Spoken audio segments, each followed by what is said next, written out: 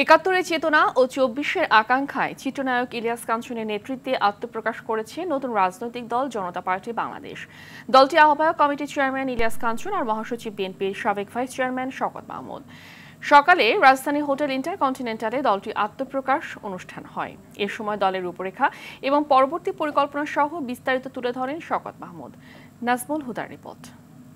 টানা সপ্তমবারের মতো best tissue paper brand হিসেবে স্বীকৃতি পেয়েছে বসুন্ধরা টিস্যু।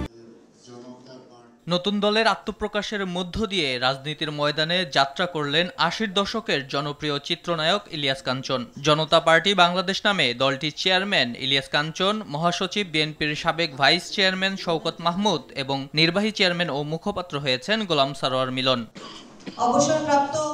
সকালে রাজধানীর একটি হোটেলে দলটির আংশিক কমিটি ঘোষণা করেন ইলিয়াস কাঞ্চন। চেয়ারম্যান হিসাবে ইতিমধ্যে আপনারা জানতে পেরেছেন যে আমার নাম ঘোষণা করা হয়েছে মহাসচিব শওকত মাহমুদ।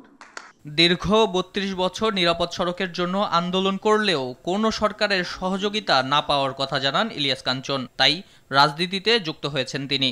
নিরাপদ সড়ক চায়ের সঙ্গে যুক্ত থেকে যেভাবে সততার সঙ্গে এদেশের মানুষের জন্য কাজ করেছি, ঠিক তেমনিভাবে আমি এই রাজনৈতিক দলের সঙ্গে যুক্ত হয়ে আমি আপনাদের জন্য এদেশের জন্য আমি কাজ করতে চাই। সূচনা ইশতেহারে শওকত মাহমুদ বলেন, ৭১-এর চেতনা ও ২৪-এর আকাঙ্ক্ষায় সব বৈষম্য, ফ্যাসিবাদ ও আধিপত্যবাদের বিরুদ্ধে গণতন্ত্রকে এগিয়ে নিতে চায় জনতা পার্টি বাংলাদেশ।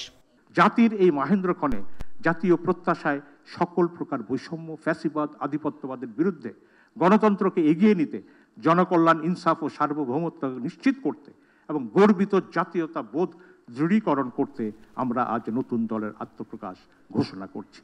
নতুন দলে রাজনীতিবিদদের পাশাপাশি সাংবাদিক, আইনজীবী, অবসরপ্রাপ্ত সামরিক ও সরকারি কর্মকর্তা সহ সব অঙ্গনের লোকজনকে রাখা হয়েছে। নাজমুল হুদা, RTV, ঢাকা।